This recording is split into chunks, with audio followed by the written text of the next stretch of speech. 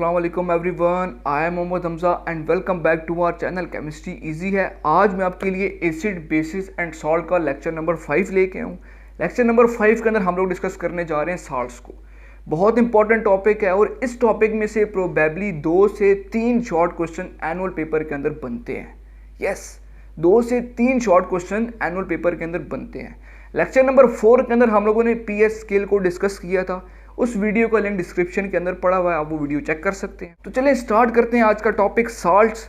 Salts को अगर मैं डिफाइन करना चाहूँ तो साल्ट्स की डेफिनेशन के अंदर 2 पार्ट्स आते हैं मेरे पास। पहला पार्ट ये है डेफिनेशन का कि salts are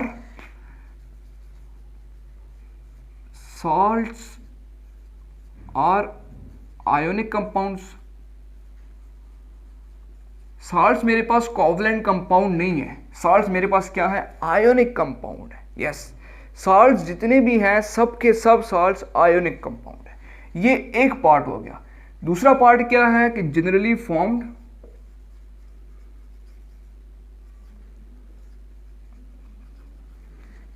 bye the neutralisation of an acid and base. Acid and base का जब न्यूट्रलाइजेशन रिएक्शन होता है तो एज अ रिजल्ट मेरे पास क्या बनता है, सॉल्ट। ठीक है, पहला पार्ट आ गया साल्ट्स आर आयोनिक कंपाउंड। ये बात याद रखनी है, साल्ट जितने भी है आयोनिक कंपाउंड है। दूसरा पार्ट क्या है कि generally formed, salts are generally formed by the neutralisation of an acid and base. अब neutralisation of an acid and base, for example HCl लिखता हूं मैं। ये क्या है, एसिड है प्लस NaOH। ठीक है, ये क्या है, बेस है। तो जब इनका रिएक्शन होगा तो क्या बनेगा, HOH, H2O और साथ क्या बनेगा, NaCl। एसिड बेस का जब न्यूट्रलाइजेशन रिएक्शन हुआ तो क्या बना मेरे पास, सॉल्ट्स। अब इसकी एग्जांपल्स, बहुत सारी एग्जांपल्स आती हैं। फॉर एग्जांपल एक तो ये आ गई NaCl, KNO3, MgCl2 एटसेट्रा। ठीक हो गया। अब एक और पॉइंट यहां पे मेंशन करना लाजमी है और ये बहुत ही इंपॉर्टेंट पॉइंट है, बहुत ही इंपॉर्टेंट पॉइंट है। यहां पे मैं मेंशन करता हूं इंपॉर्टेंट पॉइंट। अब ये पॉइंट क्या है, आप साल्ट को देखें। साल्ट हमेशा मेरे पास 2 पार्ट्स के ऊपर मुश्तमिल है। साल्ट हमेशा मेरे पास 2 पार्ट्स के ऊपर मुश्तमिल है। पहला पार्ट क्या है, पॉजिटिव वाला, Na है और Cl है। Na पॉजिटिव है, Cl नेगेटिव है। एक मेरे पास कैटाइन है, एक मेरे पास एनाइन है। पॉजिटिव वाले को हम लोग कैटाइन कहते हैं, नेगेटिव वाले को हम लोग एनाइन कहते हैं। ये पॉइंट मेंशन करना लाजमी है कि साल्ट्स हमेशा मेरे पास कैटाइन भी होंगे, एनाइन भी होंगे। साल्ट्स के अंदर 2 पार्ट्स हैं, एक कैटाइन का, एक एनाइन का। ये पॉइंट मैं यहां पे मेंशन करता हूं। Salts are made up of cations and anions. अब बात यहां तक खत्म नहीं होती। एक स्टेप अगर हम लोग आगे मूव करें, एक स्टेप आगे मूव करने के बाद क्या पता चलता है कि जो पॉजिटिव वाला है, यानी जो कैटाइन है, ये मेरे पास कहां से निकला है, बेस से निकला है कि एसिड से निकला है। जो पॉजिटिव वाला है Na बेस में था कि एसिड में था, बेस में था ना, ये देखने था। जब कैटाइन जो पॉजिटिव वाला है वो अगर बेस से निकलेगा तो क्या मतलब है कि वो बेसिक रेडिकल है, और जो Cl है ये किससे निकला है, एसिड से, तो क्या मतलब है कि ये एसिड रेडिकल है। इस पॉइंट को मैं मेंशन करता हूं यहां पे, cations are derived from base, therefore they are called basic radical. ये एक डेफिनेशन आ गई। दूसरी डेफिनेशन को मैं यहां पे मेंशन करता हूं, एनाइन्स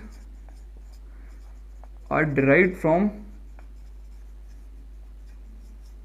acid, therefore they are called acidic radical. ये एक डेफिनेशन आ गई। टोटल आपने तैयार क्या करना है, सॉल्ट की डेफिनेशन है, salts are ionic compound generally formed by the neutralisation of an acid and base. साथ इसकी आपको एग्जांपल्स का पता होना चाहिए। एग्जांपल्स के बाद आपने मूव कर जाना है कि सॉल्ट्स मेरे पास दो पार्ट्स के ऊपर मुश्तमिल है, कैटाइन, एनाइन। कैटाइन्स जो भी हैं, जितने भी हैं, वो सारे मेरे पास बेस से बनते हैं, तो क्या मतलब है कि ये बेसिक रेडिकल है। एनाइन्स मेरे पास एसिड से बनते हैं, एसिड से डेराइव होते हैं, तो क्या मतलब है कि ये मेरे पास एसिडिक रेडिकल है। बात समझ आ गई। यहाँ पे एक स्टेप आगे मूव करें अगर हम लोग, तो आगे आती हैं कैरेक्टरिस्टिक्स ऑफ सॉल्ट। आप इसको नोट कर लें, इसको रब करते हैं, फिर 1 2 3 हो गया। चलें आगे मूव करते हैं। कैरेक्टरिस्टिक्स ऑफ सॉल्ट बहुत ही ईजी है, कोई इसमें टेंशन वाली बात ही नहीं है। डेफिनेशन लिखी रहे, एग्जांपल्स भी लिखी रहे। यहां पे हम लोग लिखते हैं characteristics of salt, characteristics of salts. ठीक हो गया। अब इसके अंदर पहला पॉइंट क्या आता है कि सॉल्ट्स आर आयोनिक कंपाउंड्स। ये वही बात है जो डेफिनेशन के ऊपर लिखी हुई है, सॉल्ट्स आर आयोनिक कंपाउंड। दूसरा ये है कि salts are found in crystalline form. ठीक हो गया, ये इसका सेकंड पॉइंट आ गया। सॉल्ट जितने भी हैं वो मेरे पास क्रिस्टलाइन फॉर्म के अंदर एग्जिस्ट करते हैं। थर्ड पॉइंट आ गया,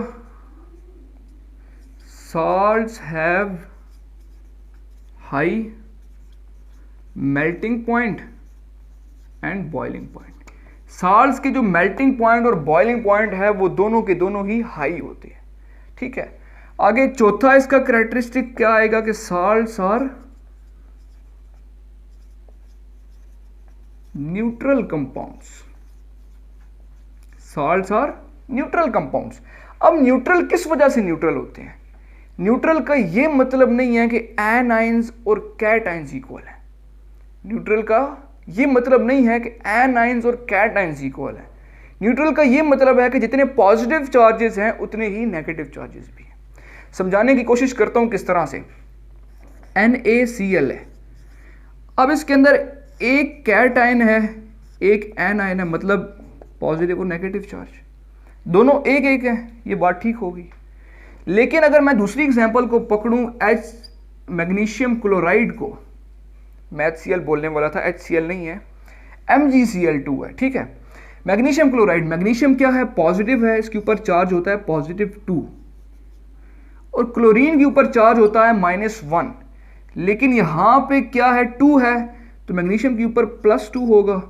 क्लोरीन के कितने क्लोरीन है? 2 क्लोरीन है, और हर क्लोरीन के ऊपर -1 चार्ज होता है, तो क्या चार्ज होगा? -2। अब आप देखें कि इसके अंदर एक कैटाइन था और 2 एनाइन थे। Mg एक था ना, Cl कितने थे? 2 थे। तो न्यूट्रल कंपाउंड का ये मतलब नहीं है कि जितने एनाइंस हो उतने ही कैटाइंस हो, ये स्पेसिफिक बात नहीं है। जितने कैटाइंस हो उतने एनाइंस हो, ऐसा कुछ भी नहीं है। न्यूट्रल कंपाउंड का क्या मतलब है? न्यूट्रल कंपाउंड मतलब कि जितने पॉजिटिव चार्जेस हैं उतने ही नेगेटिव चार्जेस भी होने चाहिए। यस, जितने पॉजिटिव चार्जेस हो उतने ही नेगेटिव चार्जेस भी होने चाहिए। एनाइंस कैटाइंस डिफरेंट हो सकते हैं, लेकिन पॉजिटिव और नेगेटिव चार्जेस दोनों के सेम होने चाहिए, तब हम लोग कहते हैं कि सॉल्ट्स आर न्यूट्रल कंपाउंड्स। ये तो बात होगी इसकी कैरेक्टरिस्टिक्स की। 4 मैंने पॉइंट्स यहां पर मेंशन किए हैं, इसको नोट करें। एक स्टेप आगे मूव करते हैं, preparation of salt. Preparation of salt move करते हैं हम लोग, इसको नोट करें जल्दी से, ये स्क्रीनशॉट ले लें, इसका आगे मूव करते हैं हम लोग। 1 2 3 4, चले रब करते हैं इसको। अब हम लोग बात करते हैं प्रिपरेशन ऑफ सॉल्ट। बहुत इजी है ये भी, कोई इसके अंदर डिफिकल्ट बात नहीं है। Preparation of salt. पहली इसकी प्रिपरेशन आती है कि reaction of metal with acid. Acid और मेटल का आप रिएक्शन करवाएं तो क्या बनेगा, मेरे पास सॉल्ट बनेगा। फॉर एग्जाम्पल एसिड मैं लेता हूं HCl, एसिड आ गया, ठीक है। रिएक्शन करवाता हूं मेटल के साथ, मैग्नीशियम के साथ, ठीक है, ये आ गया मेटल।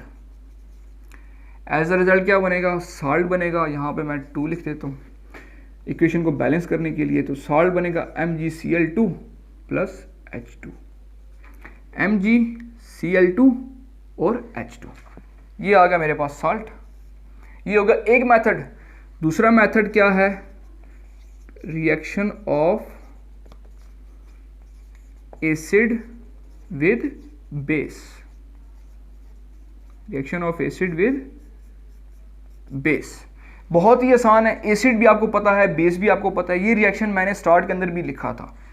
HCl एसिड आ गया, NaOH क्या आ गई, बेस आ गई। तो ये क्या बन गया मेरे पास, NaCl जो कि साल्ट है प्लस H2O बन गया मेरे पास, ठीक हो गया। अगला आता है, तीसरी प्रिपरेशन आती है रिएक्शन ऑफ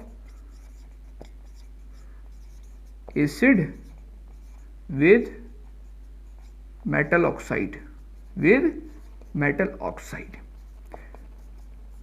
बहुत इजी है, कोई टेंशन वाली बात ही कोई नहीं है इसके अंदर।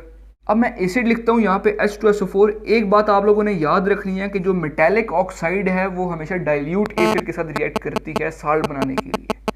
मेटेलिक ऑक्साइड डाइल्यूट एसिड के साथ रिएक्ट करेगी सॉल्ट बनाने के लिए, ठीक है। H2SO4 आ गया एसिड, प्लस मेटेलिक ऑक्साइड क्या लिखता हूँ, कॉपर और ऑक्सीजन, ठीक हो गया। रिएक्शन होगा इनका तो क्या बनेगा, CuSO4 सॉल्ट आ गया प्लस H2O।